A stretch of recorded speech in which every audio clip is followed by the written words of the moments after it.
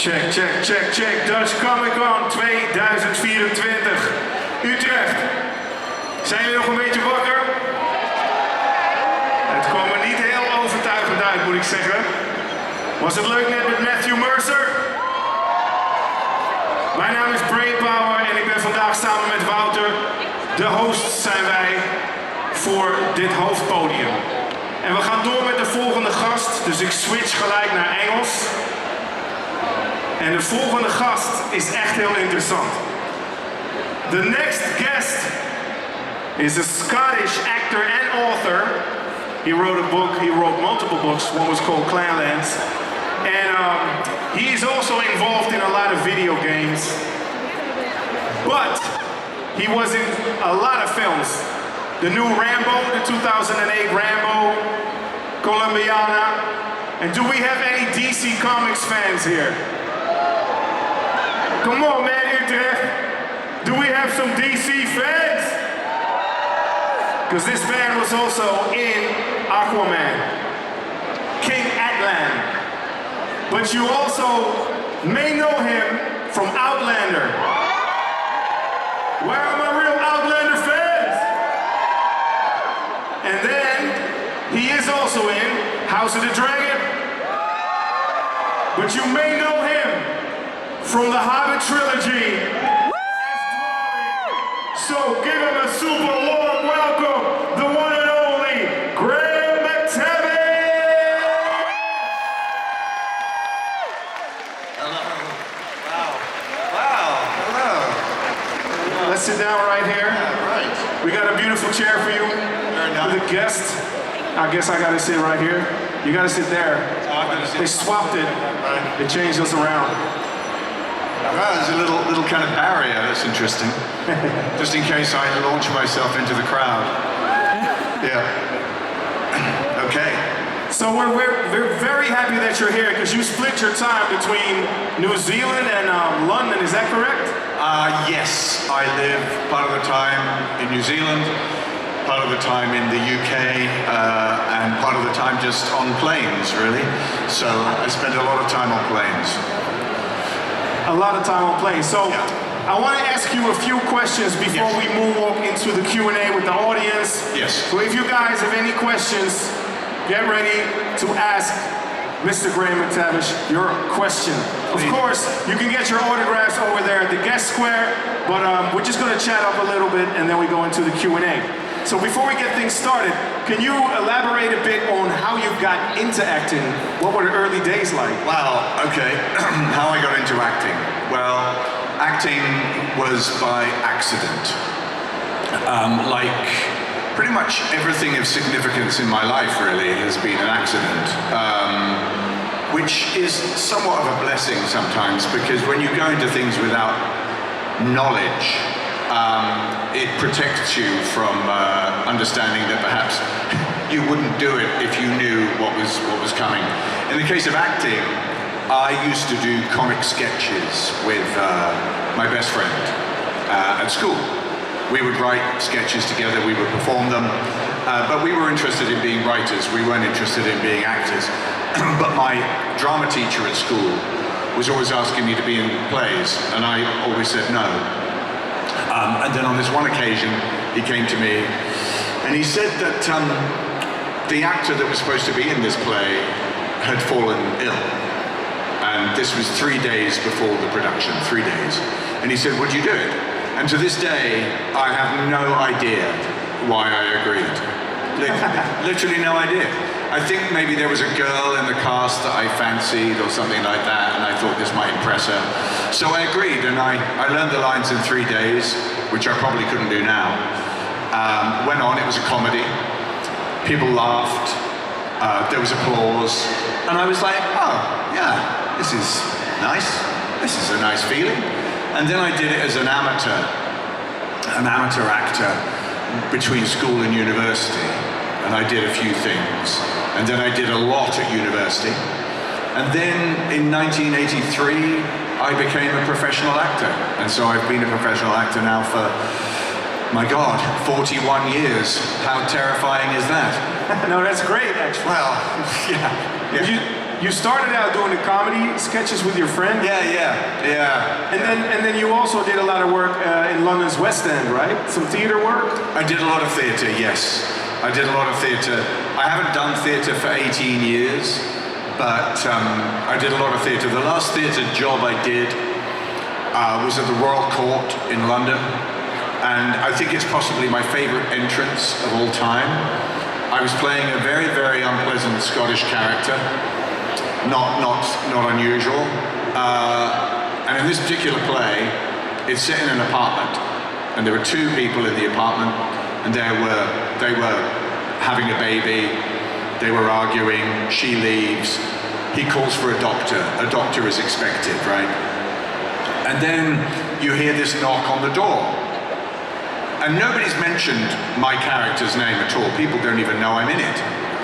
There's a knock at the door. He goes to the door, opens it, sees me behind it, shuts the door, bolts it, flees to the other side of the stage. And everyone in the audience is like, oh my God, why is he doing that to the doctor? And then on the other side of the door, I am standing with a fireman's axe, a real fireman's axe. And then I really axe through the door. So the axe comes flying through the door, and every single night, people were terrified by this. Because the thing about theatre is that you enter into a contract with the audience. The audience know that things are fake, and you know that they know, right? So it's a suspension of disbelief. However, when somebody actually axes through a real door, it breaks that contract. And the audience are just something like, Jesus Christ, who the fuck is that? And then I come through the door, the axe goes through the door, I open the door, walk on, I don't speak, I just walk over to where this guy is standing, I headbutt him, I grab him by the hair, I drag him to the front of the stage, I had him there, so the front row was just on the edge of the stage, I had him like that, I pull out a box cutter blade, and his line to me was, my baby is expecting a doctor. And I turned to him and said, well, there'll be 2 cases for him to look at then, won't there, eh? And just slashed his face open with a box cutter blade, which proceeded to spray blood all over the audience. And that was by far the best entrance I've ever had. I'll never have another entrance like it. Everyone was completely terrified. I remember Ian McKellen came to see it. I didn't know Ian then. And he came up to me afterwards and said, where did they find you? You're terrifying. But anyway, that was fun. That was the last time I was on stage. So could you say that that's kind of like the place where you honed your craft, if you will? Or? On stage, theatre acting teaches you a lot. It teaches you to be able to pivot. Emma Thompson was talking about the difference between stage and film acting, particularly in America. In America, there's more of a division between film and television acting and theatre acting. So if you're a theatre actor in America, generally speaking, you're not doing a lot of film and television, and vice versa. Whereas in Britain, there's a much more of a cross-pollination. It's probably the same here in the Netherlands. You're in theatre, you're on TV, you're in film, you're moving around. And with theatre acting, you are either on stage or you're off stage. And when you're on, you're in character. And when you're off, you're not in character. But a lot of people find that concept quite difficult to grasp. I was doing a TV show recently where an actor said to me, how do you just suddenly become the character you're playing and then just stop? And I explained that to him. I said, well, that's how you do it in theatre. So theatre is a great training. Yeah. Exactly, thanks. So you were in King Lear. Yeah, I was, yeah. You were in Rambo, the 2008 Rambo. Yes, I was, yes. And Colombiana, if I'm not mistaken. Yes. So before we move into the other things you did, these are such diverse creations, such diverse films. How do you end up in that range of film? Is that an accidental thing, or you well, I'd worked with the director of King Lear before, and so he asked me to be in it. In the case of Rambo, I just moved to Los Angeles, and I'd given up. I was supposed to be in Lord of the Rings, the musical. Incredible, I know. I mean, you really would not pay to hear me sing. you would beg me to stop. But in this particular case, I was supposed to play Sauron, the evil wizard. You know? Oh no, Saruman, sorry. Apologies to Lord of the Rings fans. Saruman, the evil wizard, yes. And all he had to do was walk on, be evil, come off. He didn't sing, he didn't dance, not surprisingly. And anyway, I was supposed to be doing that. But for various reasons, I ended up pulling out of that show and decided to move to America. And when I moved to America, the first audition I had was for Rambo. I'd been there a week. And I went to the office for the meeting, and I'm sitting there, and I'd learned the lines, and I was looking around, and there were all these posters everywhere, and they were all of Sylvester Stallone in Cobra, Rambo, Rocky, you know, Demolition Man. They were everywhere. And I suddenly realized, oh my God, I'm in his office. I'm in his office. And as that was computing in my brain, I felt this presence sort of loom up next to me. And I just heard this voice say, hey, how you doing? And I looked up, and there he was. And I will try and do an impersonation of how I reacted. I literally sort of stood up. I sort of went, just gibberish, complete gibberish. And he just said, good luck. And I ended up getting the job. And that experience of doing Rambo was probably one of the most extraordinary experiences of my life. You were being directed by Rambo. I mean, in every sense of the word. You know, if anybody injured themselves on Rambo, he would use the phrase, man up, with no irony whatsoever. Because he actually impaled his own bicep with a piece of bamboo. It went through his bicep. And he was showing it, yeah, bamboo, went right through. He was doing a stunt, and it went right through his bicep. And he's standing there, and check it out, look at that. And I mean, oh my God, you need to go to the hospital. This is terrible, we were in the middle of the jungle. Anyway, no, don't worry about it, it's okay, we'll be fine. And at that moment you realized you could never, ever complain about anything at all. I pulled a muscle in my leg, and I was in pain basically for weeks. I could never mention it. Never. He would just go, man up. So yeah, it was an extra. I kept a journal in Thailand. We shot in northern Thailand, and one day I will publish it because it is beyond belief. I definitely want to read that. Oh, it's beyond belief. So let me get it straight. So Sly Stallone impaled his own bicep. Yeah, by accident. And then does he tell himself man up or? Well, he did man up. He just thought it was funny. Everyone else was freaking out. The star and director of the movie has just impaled himself with a piece of bamboo in the middle of the jungle, and he's just like, yeah, don't worry about it, it'll be fine. So nobody would ever complain? No, nobody complained. Great.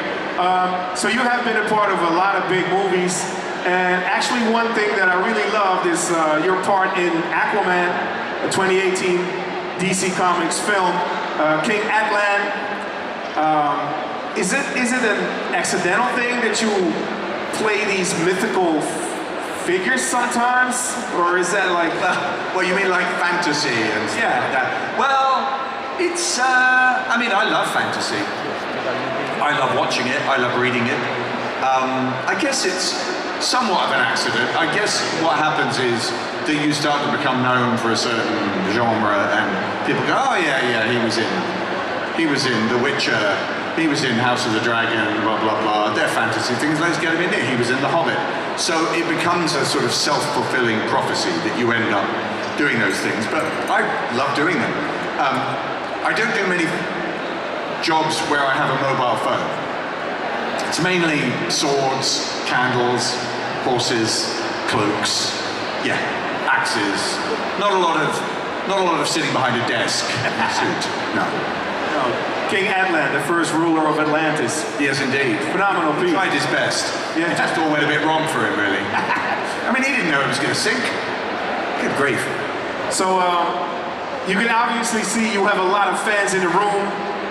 We're happy to have you. Thank you. Before we talk more about movies, I want to touch on one thing. You have your own company called Mctavish Spirits. Yes. And that's pretty interesting. Is that a passion of yours that you... Yeah, well, it's a bourbon company. Now, it's unfortunately not for sale in Europe yet. We haven't got distribution here, although I think we're about to get international distribution. But I've loved bourbon for about 20 years.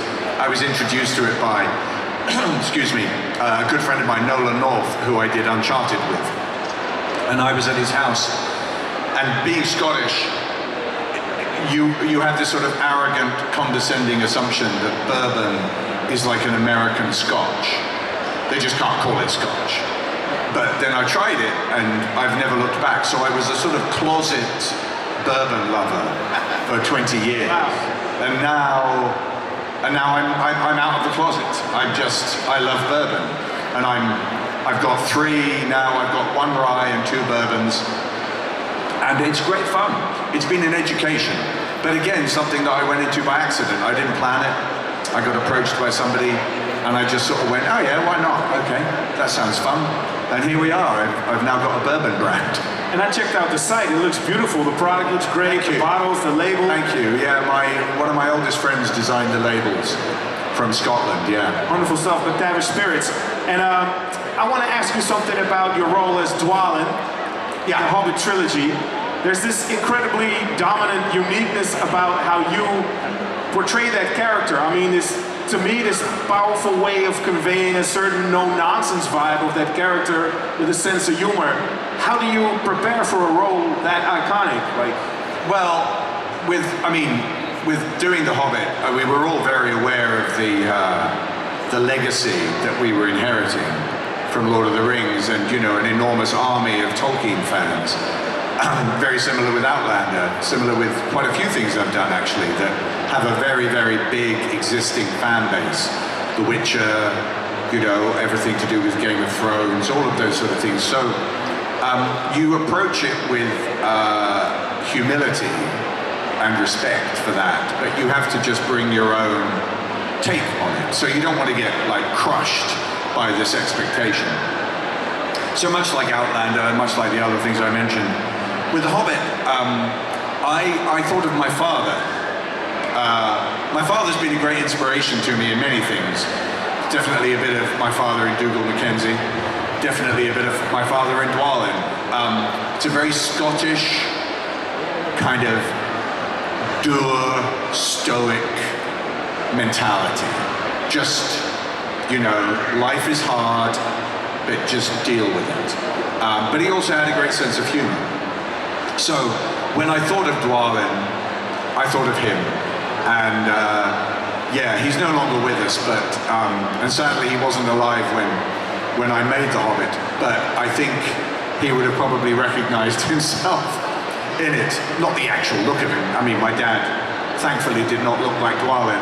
That would have been very disturbing to have a dwarf with this sort of tattooed head and axes hanging around the house. But he was an inspiration for me. Wow, that's amazing. I love that. Thank you.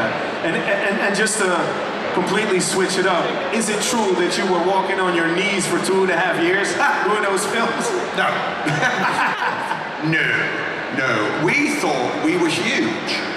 There's a photograph of me as Dwalin with Peter Jackson, and he looks like a child next to me. I'm so gigantic in my outfit. My outfit weighed about 32 kilograms, and so I was this sort of massive figure. We all were. It was only when we saw ourselves on a monitor next to full-sized people that we realized, well, we just looked like little kids, which was actually really, really depressing. We were like, my God, we thought we were like warriors, and there we are walking around and everyone's looking down at us. But they did some clever stuff with slave motion control, which is how they achieved a lot of their height disparity. Right. Is any of the 3 films a favorite of yours? Oh, I think the first one's my favorite, because really that's when, because we filmed them chronologically, that's when we just started, that's where we really got to know each other, and it was very, very, very about the dwarves. And we had such a great experience on that. Bag End, everything to do with that first film was such a revelation. And we were thrown into things that we we just couldn't imagine. I mean, there were plenty of things that happened in the other films as well. Having fish poured on your head, going in barrels down a river, you know, coming out of a toilet, you know, just every day there was, Peter Jackson would impose some fresh horror upon you, and go, because Peter sort of talks a little bit like that, and he loves watching other people suffer. What? He does, in the nicest possible way. Right. And he's a very, very gentle sadist, and he particularly enjoyed being sadistic towards me, Richard, Jed, a couple of other people. We were his favourites to punish. And so I was picked for the fish, you know, the barrel thing, the coming out of the toilet, all of that sort of stuff. So, yeah. Nice. So I want to move into the Q&A with you. If anybody in the audience has a question for Graham Mctavish, please line up in front of the mic. And by the way, Graham, I love that you did the voice for Thundercracker in the Transformers video game. That's crazy. Any Transformers fans? No? Not at all? Oh, 3 people in the back. I love you too. So we got a nice line of people. You can ask your questions to Graham Mctavish. Go ahead. Ask away. Hello again. Oh, wow. I had a question, and I still want to ask it, but talking about all the books you've written, to my shame, I have to admit I don't know for sure if you've done this. My question is, are you ever going to write a book like Wayward by Sam Neill? Am I tempted to write another book with Sam? Is that the question? No. Oh, hold on. I'm going to just walk down to where you are because there's so much reverberation. I'm going to come down to you. Iets dichter in de microfoon spreken, iets dichter. Okay. Yeah. Sam has written a book, Wayward. Oh, waypoints. Yeah, so Waypoints. Or as I called it, what's the point? And I was wondering if you're ever going to write a book like that. A book about myself, an autobiography. Well, I don't know. Maybe. I've always been a bit. I mean, this is no disrespect to Sam. I've always been a bit kind of self-conscious about the idea of just writing a book about me. I kind of always like to have a sort of filter a little bit. So I am planning to write a fiction book. So I'm working on that. I'm starting that next year. But you never know. You never know. I mean, I've definitely got some stories. I mean, I could devote an entire book just to Rambo. Waypoints, and I've got the Clemens books. I'd like that one next one. Yeah, sure. Well, I mean, Clanlands was great to write, but I'm going to try, maybe. Well, if you want to read it, it's worth it just for you. So Thank you very much. I'll just write it now. I'll be doing it in the back. Yeah, sure. Hello. Hi there. First of all, I want to thank you for Dante, whole classic now, but I liked you on that. And also to Mackenzie, naturally. My question is about that. Recording that in Scotland as a Scottish native, what were the areas or places you recorded that you are most proud of as a Scottish native, that you think that everybody should go see because it has such great history? Yeah. So the places in Scotland that I'm most proud of in Scotland, well, that we filmed in. I mean, we did a lot, obviously, inside the studio. Obviously very proud of the studio, beautiful place. If you're ever in Cumbernauld, please pay it a visit. Cumbernaulds motto, by the way, is, what's it called, Cumbernauld? Somebody actually sat in a room and thought that up. I mean, what should be the slogan of our town? What's it called, Cumbernauld? Anyway, Cumbernauld, maybe not so much. Culloden, Glencoe, lots of places in Edinburgh. Curtis, which is where actually when you watch the forthcoming season, the second part, that's where we film stuff. They're very beautiful. I mean, the thing about Scotland is, I mean, Doon Castle, of course, Castle Lear. It's full of surprises. Edinburgh on its own, you could spend your whole life in Edinburgh and always discover something new, and I have. So it's a great walking city, much like Amsterdam, actually. And I don't know Utrecht, I don't know it. I probably won't see it because I'm in here, but I gather that is also a very beautiful city. But yeah, those are my favorites. Thank you. Thank you. Yeah. Before I ask my question, I have a request. Could you give me your best Dracula line? My best Dracula line? Yeah. Oh God, you see, I know this is terrible, but I forget the lines.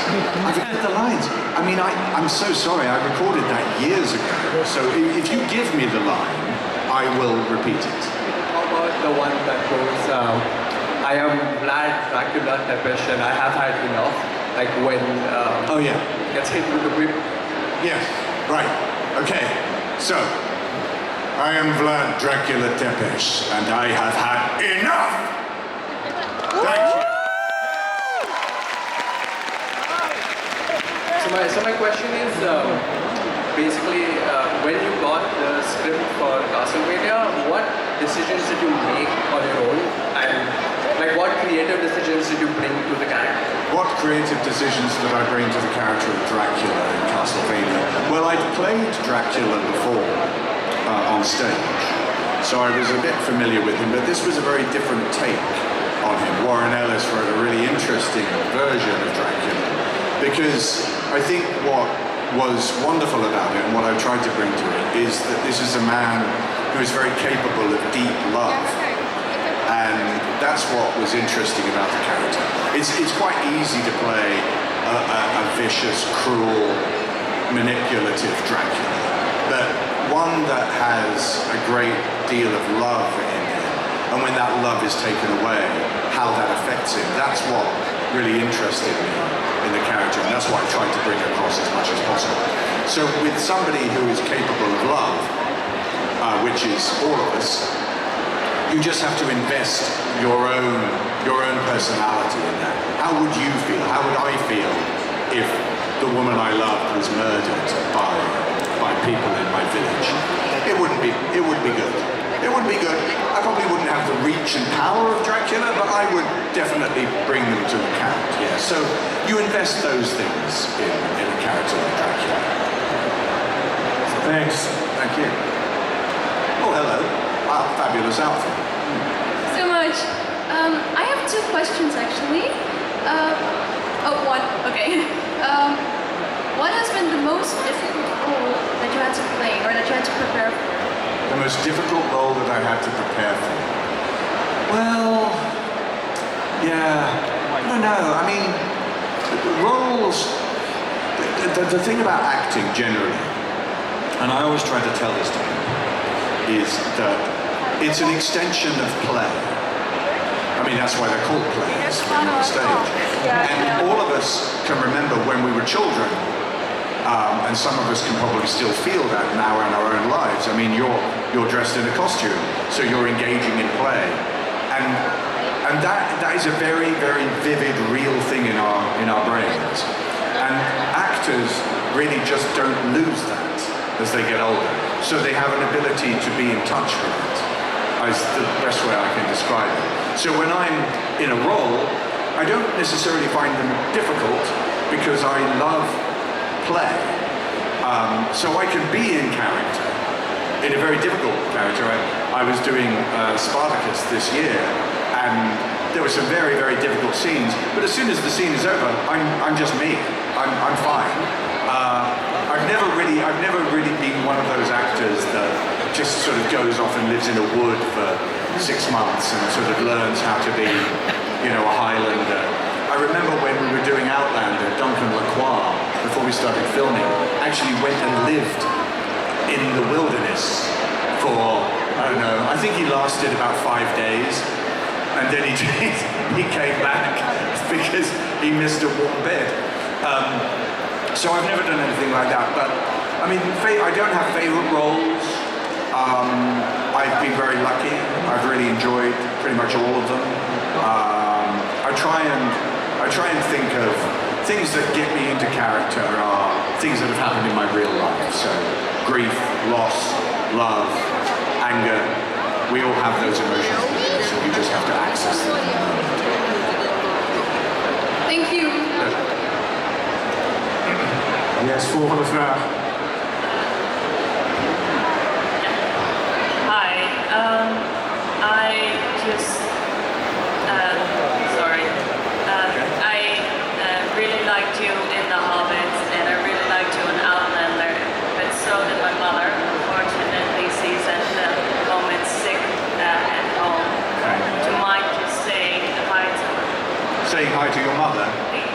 I'll say hello to you.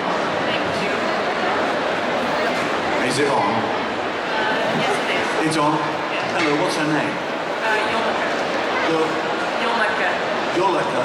Yes. Jolika, hello. I'm here on stage in Utrecht. I'm so sorry you're not here. Your lovely daughter's here. I'm sorry that you're sick. I've been sick. I know what that's like. It's just so boring. There's no fun at all. So when you get better, I hope we get the chance to meet. Thank you. Thank you very much. Nice.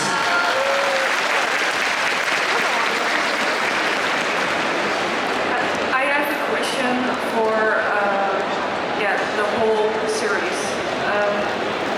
Do you watch all the series yourself, or do you watch a part? Do I watch what I've been in? Yes. No. A lot of actors don't. I mean, I have seen things that I've been in a bit. Like I saw the first 2 episodes of Outlander at the premiere in San Diego. I saw the premieres of The Hobbit. I've seen those films with my children as they've grown up. I've seen a little bit of Preacher. I've seen a little bit of Witcher, but I don't sit and watch them because it's not a painful experience, but it's just you see the things that are wrong. You see the mistakes, or what you see as mistakes, and also you experienced it in a completely different way. So whenever I've watched The Hobbit, for instance, I remember every single moment and how that felt and what we were doing.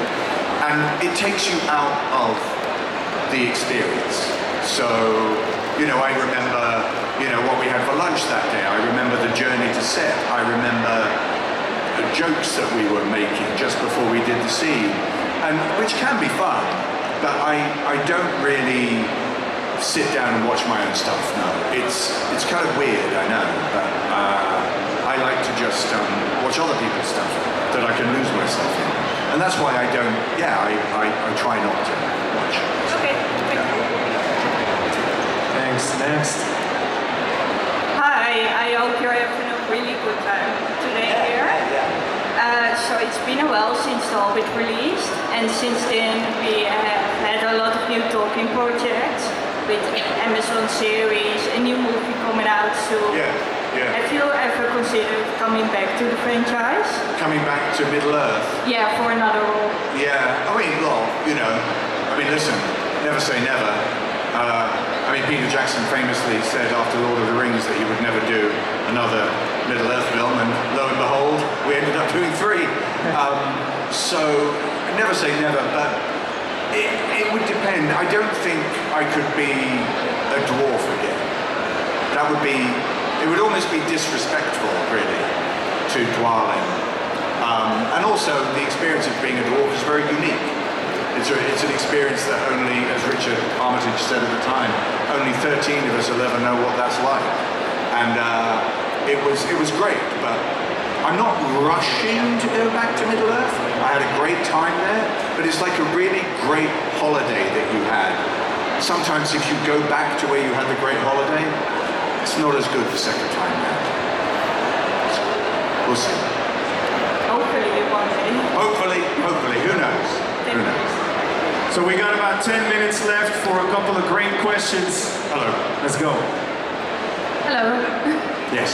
I was just wondering if you were able to play any other fantasy race in The Hobbit, for example, which one would you have picked yourself? Oh, if I wanted to be in The Hobbit as a different character, I always say Galadriel.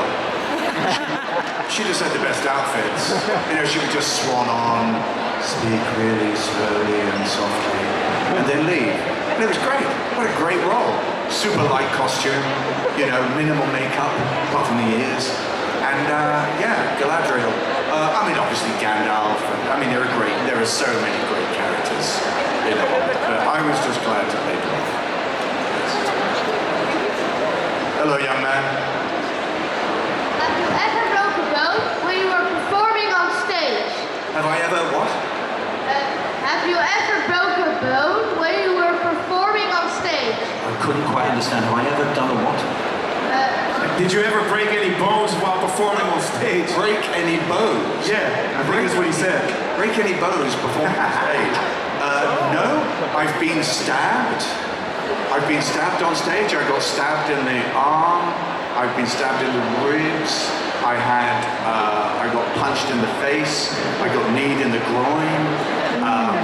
Yeah, quite a lot of injuries on stage actually, but I never got a chance to break a bow. No, but yeah, I've never broken anything, touch wood. But yeah, next time I'm on stage, I'll make sure to.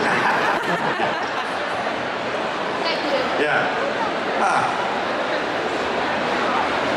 Yes. I'm Jessica, I'm Lisbon. Okay. I'm a big Outlander fan. Yeah. And I was wondering if it was hard to learn Gaelic for the Was it hard to learn Gaelic for Outlander? Well, yes. I mean, we had Gaelic classes, or as Stephen Walters called them, Gaelic classes. And Gary Lewis, who played Colin, famously, I mean, he hated doing the Gaelic, hated it. So when he would rehearse, he would just recite the names of Scotch malt whiskies. Lefroy, Druaclonic, Alreni, Ardveg, Lagavulin. He would just do that.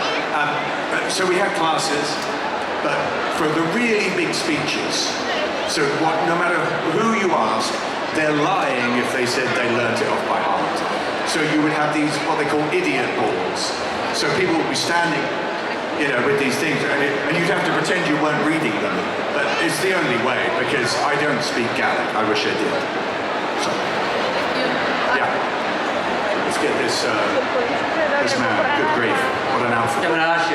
Hi. Hi. Question. Of all the movies you've played in, have you ever taken any prop home? Have I ever taken a prop home? Yes. Yes. Well, I mean, they gave me the axes from The Hobbit. I've got the guns and the holster from Preacher. I've got a sword from House of the Dragon. I've got a few things. But when we were doing The Hobbit, in Smaug's lair, there was all the gold, and there was literally thousands and thousands of pieces of gold. And Jed Brophy, who plays Nori, he said to me, listen, I'm going to start stealing the gold, and I'm going to put it in my boots. And then at the end of it, we'll divide it up. And I was like, okay. So we shot on there for weeks. And between us, we accumulated hundreds and hundreds of pieces of Smaug's gold. I've still got them, some of that at home. But Peter Jackson came up to him one day and said, now, Jed, I know you're stealing the gold. I know you're doing it. But if I don't actually see you steal it, you can keep it. And he never saw it. He always managed to fool him. So we ended up with hundreds and hundreds of pieces of Smaug's gold. So there's probably a whole section of the film where there's this empty space where Smaug's gold should be, and that's where we nicked everything. Thank you. Yeah, sure. Nice question about the props. Hello. I have more of a request. Oh God. Yes. I want you to do a Dracula line, but from the game and not the anime. It is, what is a man but a miserable pile of secrets? Right. Okay. Right. Dracula. What is a man but a miserable pile of secrets?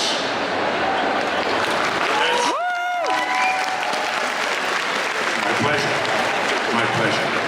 Are there any questions? No House of the Dragon questions? Yeah. Any questions about Mr. Mackenzie, the Outlander character that we all love? Don't be shy. You can ask anything you like, really. We got 5 minutes for one or two more questions. If not, okay, there's somebody right there. Let's go. Here she comes. Yes, hello. Hello. If you could choose any theater of musical to play in, what would it be? Any theatre play, well, it wouldn't be a musical. It wouldn't be a musical. No, I'd be booed off stage. I actually did do a musical. No, I did West Side Story. Yeah, when I was an amateur, incredibly. I played the Puerto Rican leader of the Sharks. Obviously, there weren't a lot of Puerto Ricans where I grew up. So, I mean, it would never happen now. I mean, never. But I was a Puerto Rican.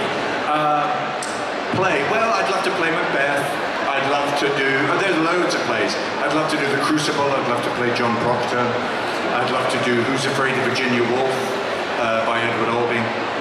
The list is long. The list is long. Yeah, hopefully I will. Thank you very much. Sure. Hello. Hello.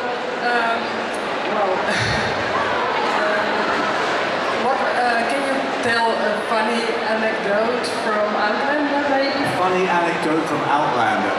Well, yeah, we had a lot of laughs on Outlander. I mean, the one that always comes to mind is when we shot The Wedding. And The Wedding just took a very, very long time. We shot it twice, in fact. We had to shoot it all again because they decided that there weren't enough candles. So we had to all come back. I mean, apart from, you know, Katrina not actually being able to sit down, so she had to lean against this thing because of her giant dress. But when the wedding ceremony was going on, of course, Sam has this extraordinary, ridiculously long name as Jamie Fraser. Was it Jamie Malcolm Mackenzie? What's it? James? What is it? Do you remember? I don't know. You don't know? You don't know Jamie's name? I don't know. I do know. James Alexander Malcolm Mackenzie Fraser. That's it. Yes, James Alexander Malcolm Mackenzie Fraser. Very, very long name. Duncan McQuire standing behind me as Murta. And he just was muttering under his breath all the way through it. More names. So there was Optimus Prime, Tarzan, King Kong, and this would and we would just break up laughing.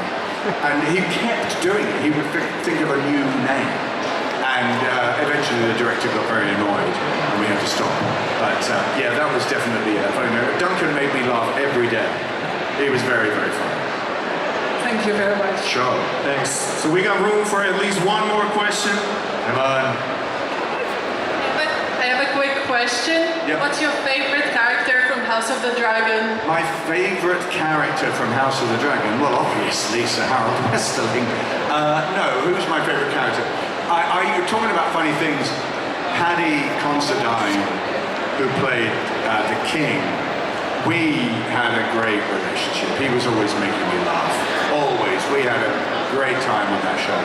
And so, yes, I would probably have loved to play him. It's a great character. Great character. And the final question from Mr. Graham Mctavish. Yes. Okay, hi. I watched you in Lucifer and The Witcher, but you played a bad guy there. My question is, do you prefer the villain part or like the hero good guy? Well, yeah. I mean, there's a saying that the devil has the best lines, and it is sadly true. When you play a villain, I mean, look, I don't necessarily view those characters as villains. I think it's important that we realize that people who do bad things don't think of themselves as bad. They do them anyway. And in fact, a lot of bad things are done in the name of good. In fact, I think it was Hegel, who is a famous philosopher, said that the people who commit the most evil in the world are those who believe that they're doing it for the benefit of mankind. And somebody like Father Kinley in Lucifer certainly believed that he was doing everything for the benefit of mankind. He just went a little bit far. They always go a bit far. And similarly, in The Witcher, I play Dijkstra, and he's trying to protect his kingdom. But in doing so, he does some pretty dodgy things. Dougal Mackenzie believes in Scotland and the restoration of the Stuart monarchy, all of those things. And in doing that, he will do bad things. He's also somebody who can't control himself. So, he sees a pretty woman, it's terrible. I mean, poor guy. The poor women. I mean, but he has a really lovely relationship with Garrus. So I never see them as villains. I see them as definitely flawed, but not people who wake up in the morning and look in the mirror and go, another day for me to be evil. Nobody does that. Nobody does that. I mean, even the worst kind of sociopath has an internal logic that justifies their actions. And not that any of the characters I've played have been sociopaths, as far as I know, but I think it it's an interesting thing about humanity is that we do things to protect ourselves, to protect those we love, to protect our country, to protect whatever it is. And sometimes in doing that, they have very, very, very bad consequences. And I think that's really the history of humanity, is that we are flawed people. None of us are perfect. Well, apart from me. Yes. Well, Graham, that's a phenomenal answer. I'm afraid this was the last question. And we're going to end this the right way. I want you all to get in the shot. We're going to shoot a quick video. I want you all to be in the shot. Dutch Comic-Con, make some noise for the one and only. Thank you, sir. Thanks so much. Thank you very much. Phenomenal. Thank you. Thanks. Laat je horen voor